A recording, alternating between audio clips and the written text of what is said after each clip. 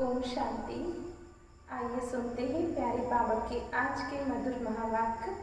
आज वाणी की डेट है 16 मई 2020। बाबा बोले, मीठे बच्चे, अभी ड्रामा का चक्र पूरा होता है। तुम्हें चीरखंड बनकर नई दुनिया में आना है। वहाँ सब चीरखंड है, यहाँ लून पानी है। आज का प्रश्न है, तुम त्रिनेत्री बच्चे किस नॉलेज को सहज जानकर त्रिकालदर्शी बन गए हो? आंसर है, तुम्हें अभी सारे वर्ल्ड की हिस्ट्री ज्योग्राफी की नॉलेज मिली है। सतयुग से लेकर कलयुग अंत तक की हिस्ट्री ज्योग्राफी तुम बच्चे जानते हो। सतयुग से लेकर कलयुग अंत तक की हिस्ट्री ज्योग्राफी तुम बच्चे अभी जानते हो। तुम्हें ज्ञान का तीसरा नेत्र मिला है। आत्मा एक शरीर छोड़ दूसरा लेती है। संस्कार आत्मा में है।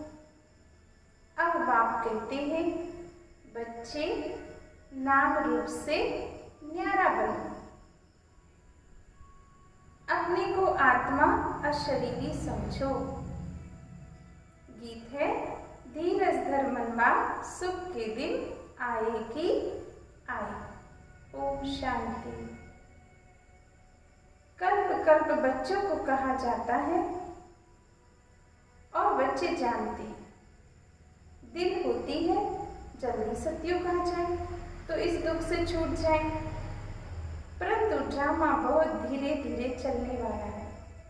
बाप धीरज देते हैं, बाकी थोड़े रोज है। बड़ों बड़ों द्वारा भी आवाज सुनते रहेंगे, दुनिया बदलनी है। जो भी बड़े बड़े हैं पोप जैसे, वह भी कहते हैं दुनिया बदलने वाली है। अच्छा, फिर पीस कैसे होगी? इस समय तो सब लून पानी है। अभी हम चीरखंड हो रहे हैं। उस तरफ दिन प्रतिदिन लून पानी होते जाते हैं। आपस में लड़ झगड़ कर खत्म होने वाली है। तैयारियां हो रही हैं। ये ड्रामा का चक्र पूरा होता है। पुरानी दुनिया पूरी हुई, नई दुनिया की स्थापना हो रही है। नई दुनिया सो पुरानी और पुरानी सो नई फिर बनेगी। इसको दुनिया का चक्र कहा जाता, जो फिरता रहता है। ऐसे नहीं लाखों वर्ष बाद दुनिया पुरानी फिर नई होगी, नहीं। तुम बच्चे अच्छी रीति जान चुके हो। भक्ति बिल्कुल अलग है। भक्ति का कनेक्शन रावण के साथ है, ज्ञान का कनेक्शन राम के साथ है। ये तुम अभी समझ रहे हो। अभी बाप को बुलाती भी है, हे पतित पावन आओ, आकर नई दुनिया स्थापन करो। नई दुनिया में जरूर सुख होता है और पुरानी दुनिया में दुख होता है। अब बच्चे छोटे अथवा बड़े सब जान गए हैं।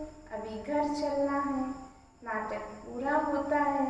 हम फिर से सतयुग में स्वर्ग में जाएंगे। फिर 84 का चक्कर लगाना है। स्व आत्मा को दर्शन होता है। सृष्टि चक्र का अर्थात आत्मा को ज्ञान का तीसरा नेत्र मिला हुआ है, तो उसको कहा जाता है त्रिनेत्री। अभी तुम त्रिनेत्री हो और सभी मनुष्यों को यह स्थूल नेत्र है। ज्ञान का नेत्र कोई को नहीं है। त्रिनेत्री बने तब त्रिकालदर्शी बने, क्योंकि आत्मा को ज्ञान मिलता है।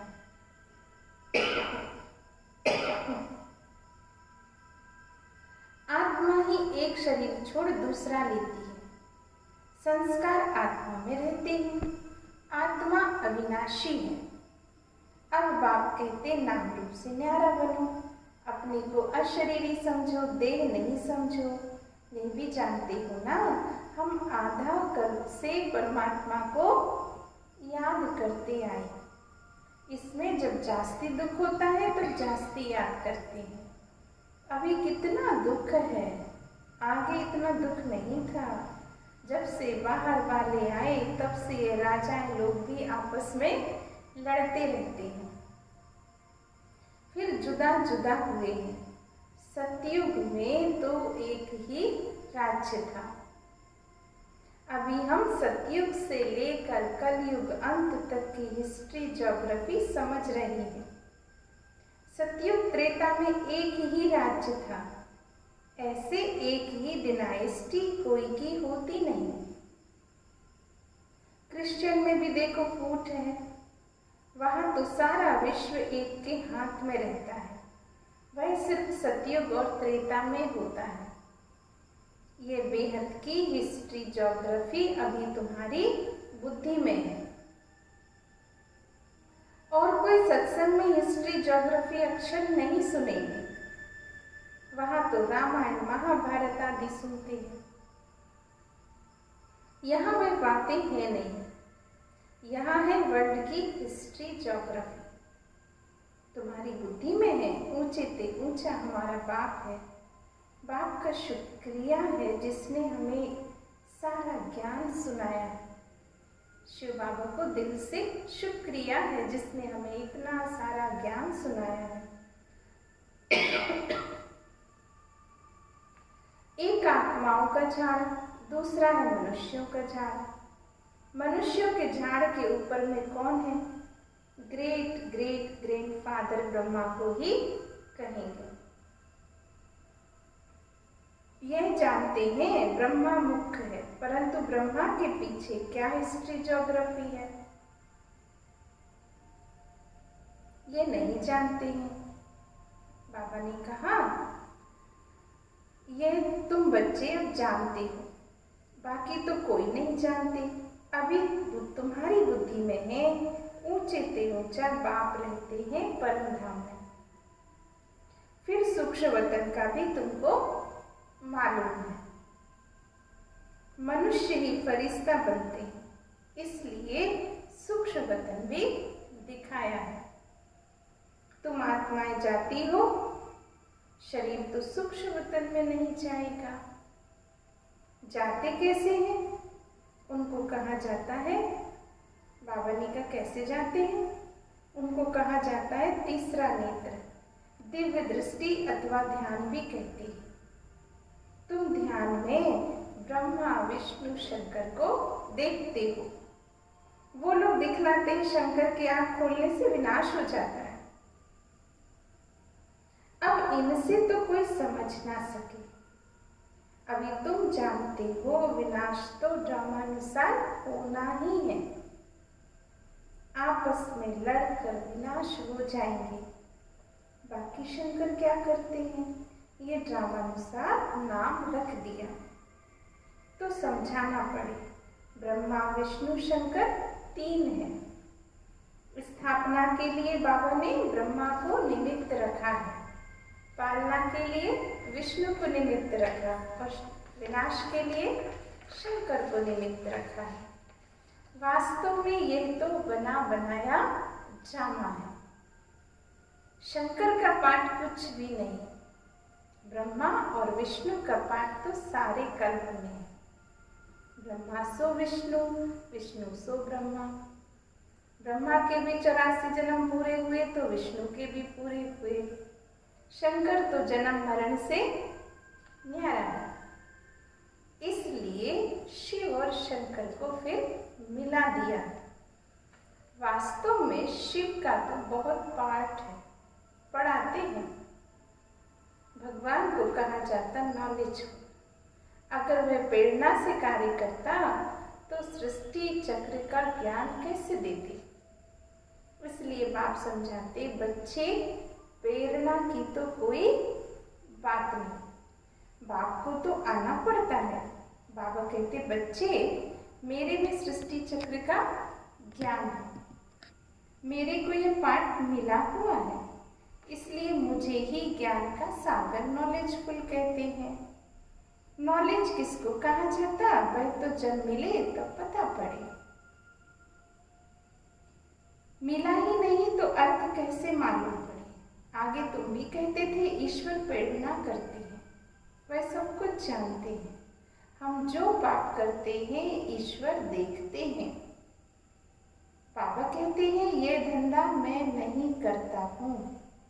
यह तो जैसे कर्म करते तो उसकी सजा खुद ही भोगते। मैं किसको नहीं देता, ना कोई प्रेरणा से सजा दूंगा। मैं प्रेरणा से करूं तो जैसे मैंने सजा दी। कोई को कहना, बाबा ने कहा कोई को कहना कि इनको मारो, ये भी तो दोष है ना। कहने वाला भी फंस पड़े। शंकर प्रेरणा दे तो वह भी फंस जाए। बाबा कहते हैं मैं तो तुम बच्चों को सुख देने वाला हूँ, तुम मेरी महिमा करते हो। बाबा आकर दुख हरो, मैं थोड़े दुख देता हूँ। अब तुम बच्चे बाप के सम्मुख बैठे हो तो कितनी खुशी होनी चाहिए। यहाँ डायरेक्ट भाषण आती है, बाबा हमको पढ़ाते हैं। इनको मेला कहा जाता है। सेंटर्स पर तुम जाते हो, वहाँ कोई आत्मा और परमात्मा का मेला नहीं कहेंगे। आत्मा और परमात्मा का मेला तो यहाँ लगता है। ये भी तुम जानते हो। बाप बच्चों के बीच आए हैं। आत्माएं सब यहाँ हैं। आत्मा ही याद करती है तो बाप आए हैं। ये सबसे अच्छा मेला है। बाप आकर सब आत्माओं को रावण राज्य से छुड़ाते हैं। ये मेला अच्छा हुआ ना, जिससे मनुष्य पारस बुद्धि बनते हैं। उन मेलों पर तो मनुष्य मेले हो जाते हैं, पैसे बर्बाद करते रहते हैं, मिलता कुछ भी नहीं है। उनको मायावी आसुरी मेला कहा जाएगा। ये ईश्वरीय मेला है। रात दिन का फर्क है। तुम भी आसुरी मेले में थे, अभी ईश्वरीय मेले में हो। तुम ही जानते हो बाबा आया हुआ है। सब जान जाए तो पता नहीं कितनी भीड़ हो जाए, इसलिए बाबा के बच्चे ही बाबा को पहचान पाते हैं। इतने मकान आदि रहने के लिए कहाँ से लाएंगे? पिछाड़ी में गाते हैं ना, अहो प्रभु तेरी लीला अपरंपार है। अब भगवान की कौन सी लीला है? सृष्टि के बदलने की लीला है। ये सबसे बड़ी लीला है। पुरानी दुनिया खत्म होने से पहले नई दुनिया की स्थापना होती है। इसलिए हमेशा किसको भी समझाओ तो पहले स्थापना, विनाश और फिर पालना कहना है। पहले स्थापना, फिर बाबा ने का विनाश, फिर पालना कहना है। जब स्थापना पूरी होती तब विनाश शुरू होता है, फिर पालना होगी। तो तुम बच्चों को ये खुशी रहती है हम सुदर्शन चक्रधारी ब्राह्मण हैं, फिर हम चक्रवर्ती राजा बनते हैं। ये कोई को पता नहीं कि इन देवताओं का राज्य कहाँ गया, नाम निशान गुम हो गया। देवता के बदले अपने को हिंदू कह देते हैं। हिंदुस्तान में रहने वाले हिंदू हैं। लक्ष्मी नारायण को तो ऐसे कभी नहीं कहेंगे, उनको तो देवता कहा जाता है। तो अब इस मेले में ड्रामा अनुसार तुम आए हो, ये भी ड्रामा में नूंद है। धीरे धीरे वृद्धि होती रहेगी। तुम्हारा जो कुछ पाठ चल रहा है फिर कल्प के बाद चलेगा। ये चक्र फिरता रहता है। फिर रावण राज्य में आसुरी पालना होगी। तुम अभी ईश्वरीय बच्चे हो, फिर देवी बच्चे, फिर क्षत्रिय बनेंगे। तुम जो अपवित्र प्रवृत्ति वाले बन गए थे सो फिर पवित्र प्रवृत्ति वाले बनते हो। है तो ये भी देवी गुण वाले मनुष्य। बाकी इतनी भुजाएं आदि दे दी हैं। विष्णु कौन है यह कोई बता ना सके। महालक्ष्मी की भी पूजा करते हैं। जगदम्बा से कभी धन नहीं मांगते। धन जास्ती मिल गया तो कहेंगे लक्ष्मी की पूजा की, इसलिए उसने भंडारे भरपूर कर दी है। यह तो तुम जगदम्बा से पा रहे हो, परमपिता परमात्मा शिव द्वारा। देने वाला तो वही है। तुम बच्चे बाप दादा से भी लकी हो।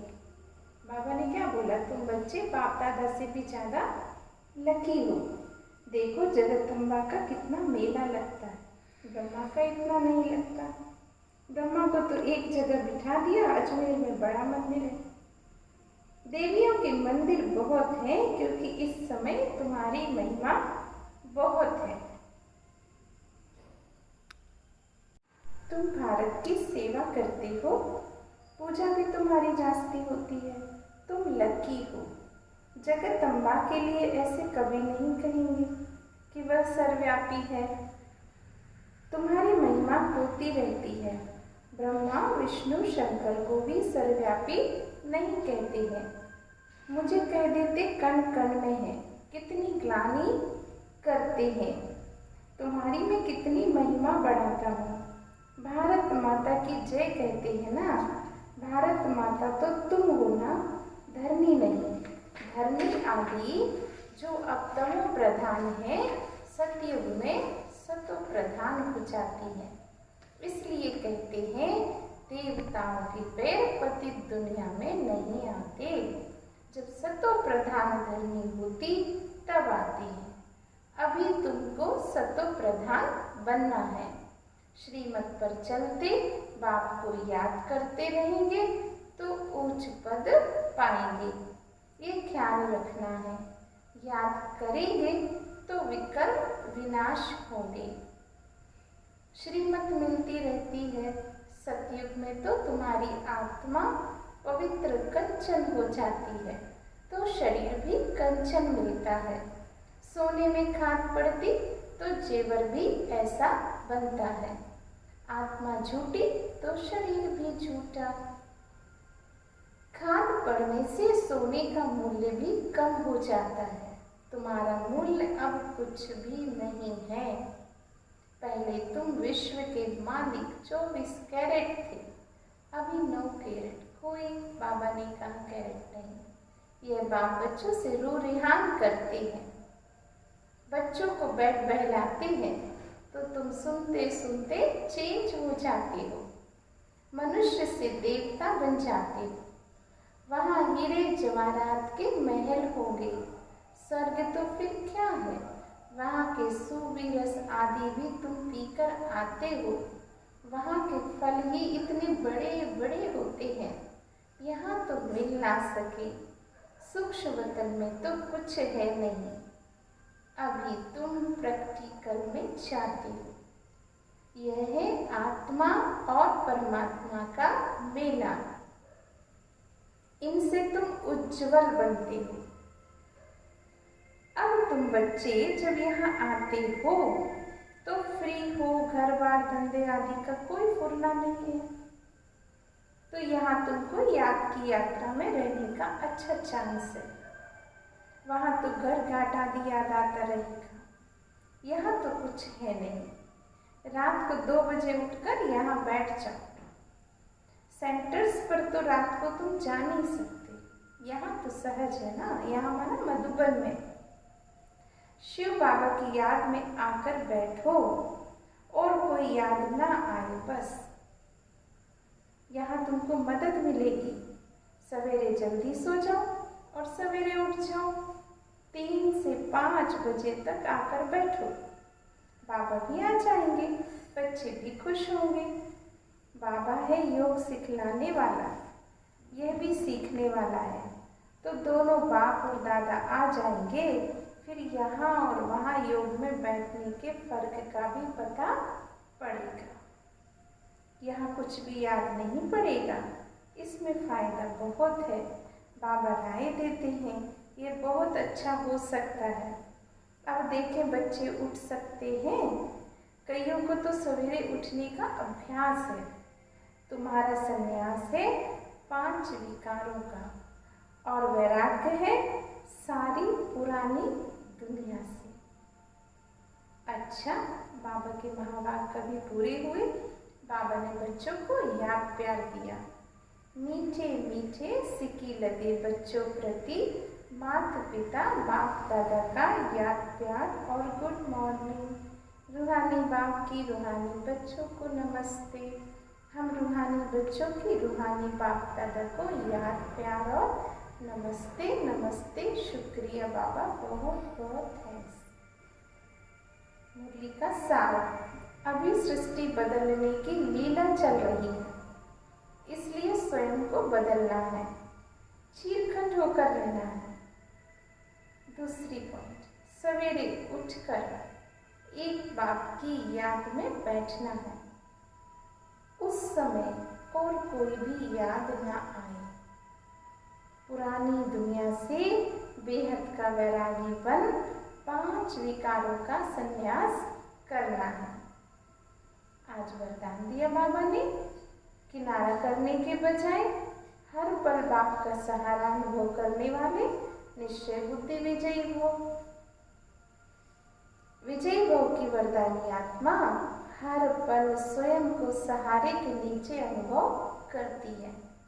उनके मन में संकल्प मात्र भी बेसहारे व अकेलेपन का अनुभव नहीं होता। कभी उदासी या अलग काल के हद का वैराग्य नहीं आता। वे कभी किसी कार्य से, समस्या से, व्यक्ति से किनारा नहीं करते, लेकिन हर कार्य करते हुए, सामना करते हुए, सहयोगी बनते हुए बेहद की वैराग्य वृत्ति में रहती है।